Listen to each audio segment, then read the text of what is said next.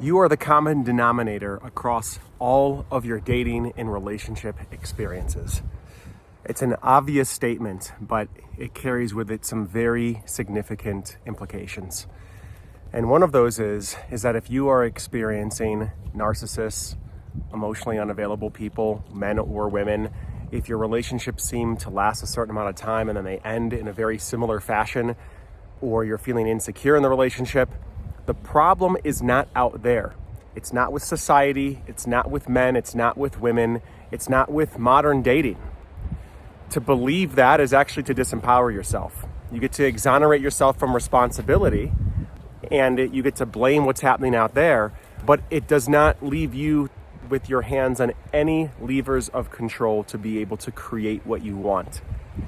Now I'm going to open up an idea for you in this video that can help shed light so that if you find yourself thinking like, God, well, is this a video about me being broken? Is the problem with me? What do I do about it?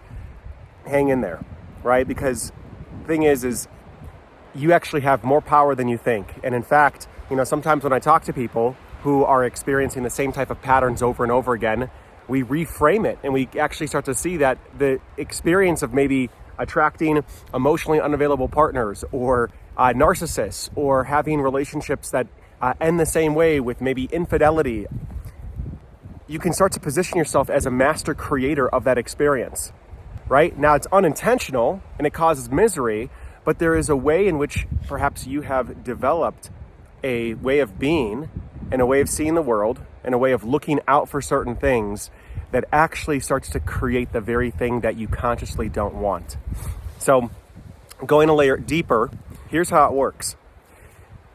We have our conscious mind and then we have our unconscious mind, which is the autonomic nervous system. It controls, it's our subconscious thoughts.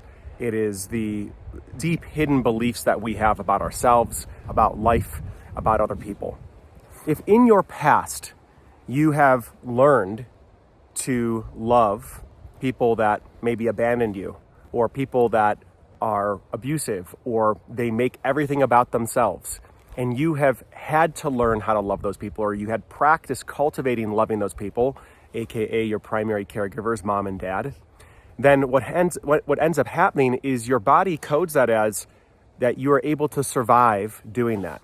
You're able to survive being abandoned. You're able to survive being in fear in your relationship. You're able to survive loving somebody who perhaps was not fully available to love you back. And there is an incredible amount of value to that, to your system, to who you are as a person. And the value is that you are able to survive it, and therefore you know how to dance with it. And because of that, it actually becomes more attractive than the unknown. And what is the unknown? The unknown might be the person who is actually ready to meet you where you're at. The person who's fully ready and emotionally available for a relationship. Maybe the person that's kind to you. Maybe the person that actually doesn't set off your alarm bells, right? If you learned how to survive the people that do that, your body, your whole system knows that you can survive it, and therefore it picks the path that it knows will ensure survival. Where the other path that might require you to open up, to be vulnerable, to trust, to depend on this person, to receive love, on some level feels more unsafe. So it's not that you're sabotaging yourself. It's not that necessarily the problem's out there with people. It's that there is a inner game that is being played, an inner dance that you have learned that exists on an unconscious level that will have you continually attract and play out the same dance with people over and over again because your body knows how to do it, your unconscious mind knows how to survive it, and therefore it actually feels more safe in some ways because it brings certainty. You know how it's going to go, you know how it's going to be, you know how it's going to end, than the alternative, which is the unknown. And the unknown being maybe the healthy, long-lasting love that you want that is going to be different than anything that your parents taught you. So what I hope that I can give you in this video is a invitation to begin to look deeper, to have more compassion for yourself and to start to see that, hey, there's something going on within me that maybe I can start to shift. There's a dance that I can start to shift within myself so I can start to create and actually attract a different type of experience outside of me.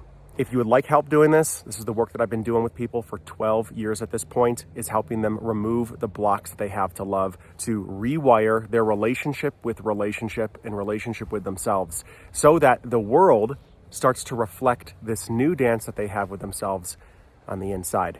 If you'd like to learn more, there's a link in the description below. Comment, like this video, share it to anybody that you think might need it, and I look forward to speaking with you if it feels aligned.